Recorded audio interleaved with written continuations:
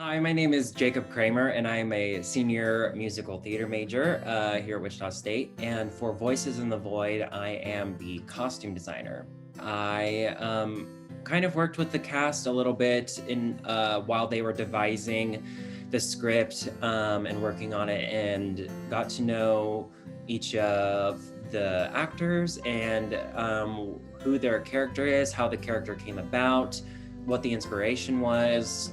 And from that, I took the character arc of each character and I developed the concept for the show, or for the costumes at least, because each character throughout the show is going through sort of an issue, some people more than others. And so there's kind of a play on scales, whereas in some characters are in color, some are in grayscale.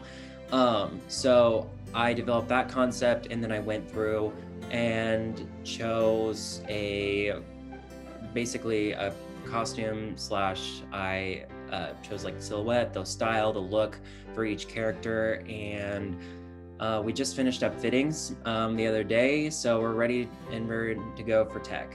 For me, working on a piece that is mainly student produced is really cool, because the only other shows I've worked on have all been pretty much working with faculty. I've worked with other student designers before, but having the whole cast kind of write the whole script and develop this amazing story was really cool, because as I was reading it, I could pick out little things that I really identified with.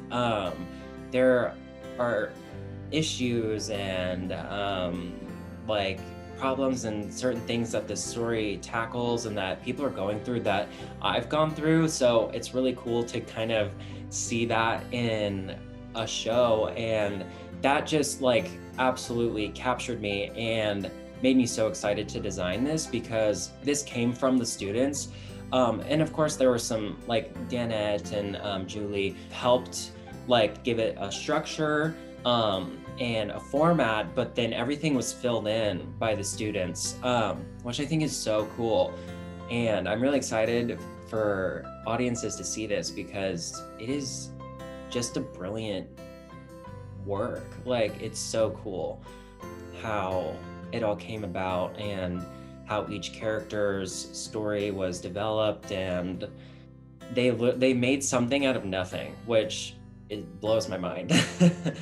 This story speaks to our generation, because it was written basically by 13 people who are in our generation. They would have whole sessions where they brainstormed and they would play around and improvise and would come up with different ideas. And how it came about is like, because of COVID, like everyone, feels like, we've been sequestered and quarantined, and we haven't really seen people in person or have been able to interact. So our voices feel like they've been shushed or quieted, and that's the point of the show, is to, without COVID's participation, I guess you could say, that if your voice is feeling like you can't speak up, if you can't say something because you're going through a certain issue in your life, whether it's because of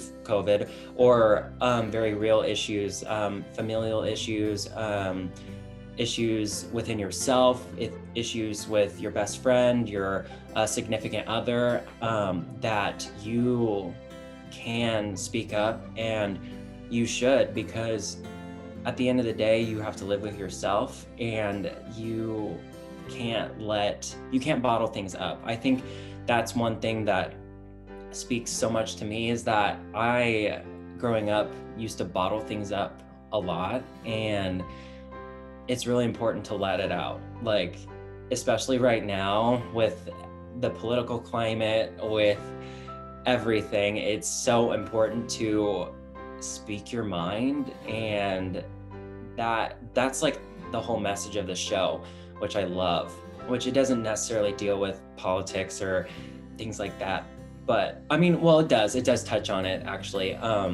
But it has such a strong message, and I think it's really important for everyone to hear. Because I think each generation has its own message. We open next weekend and tickets are online. You can view it right from the comfort of your own couch. So get your tickets.